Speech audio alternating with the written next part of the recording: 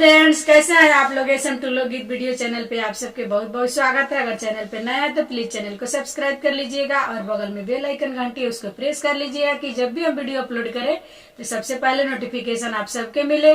चलिए, आप सबके बीच हम एक बहुत दर्द भरा दहेज गीत सुनाने जा रहे हैं। गीत के एंड तक बने रहिएगा।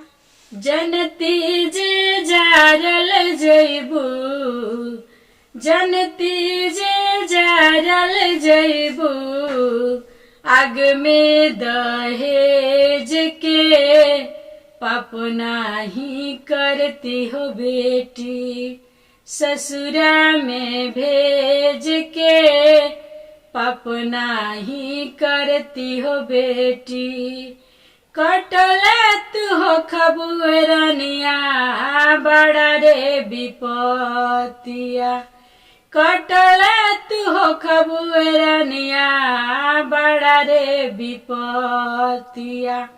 रोते बितौले हो खबू दिनवा उरतिया, माई कही के कुहकल हो खबू, माई कही के कुहकल हो खबू, दुखवा अंगेज के पाप नाही करती हो बेटी, ससुरा में भेज के पाप नाही करती हो बेटी।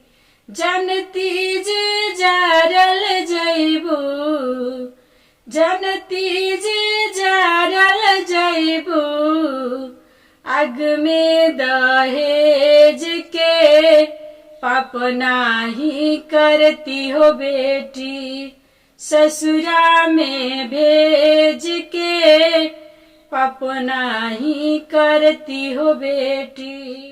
का कहीं बाबूनी हो अपना नसीब के, बेटी हो के काहे आइलू घर में गरीब के। का कहीं बाबूनी हो अपना नसीब के, बेटी हो के काहे आइलू घर में गरीब के। जियते मुआई दिहलू, जियते मुआई दिहलू, दुखवा अंगेज के पाप नाही करती हो बेटी, ससुरा में भेज के पाप नाही करती हो बेटी। जनती जे जारल जइबू, जनती जे जारल जइबू, आग में दहेज के पाप नाही करती हो बेटी, ससुरा में भेज के पाप नाही करती हो बेटी। करती बियाह नाही रखती कुंवार हो, करती बियाह नाही रखती कुंवार हो, सुन लेती सही लेती लगवन के बात हो, सुन लेती सही लेती लगवन के बात हो।